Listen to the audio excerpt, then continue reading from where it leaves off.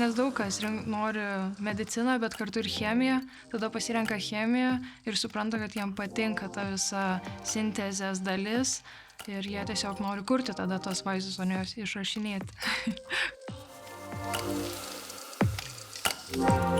Nors chemiją visi turbūt įsivaizduoja kaip labai turinti daug teorinių žinių mokslą, tačiau KTU aš savo įgytas teorinės žinias taikau mokslinėje grupėje, prie kurios esu prisijungusi. Ten mes tyrinėjom saulės elementus, kaip juos padaryti stabilesnius ir efektyvesnius.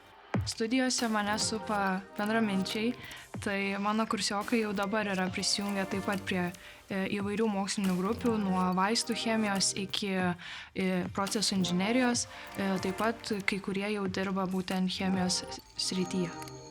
Kad mokysitės tik chemiją, manau, kad čia yra mitas.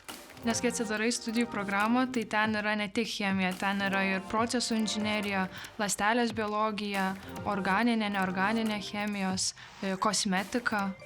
Todėl tiems, kurie domisi chemija, nori kažką išrasti ar turi temą, kurioje norėtų kažką ištirti, vertėtų rinktis taikomosios chemijos studijas KTU.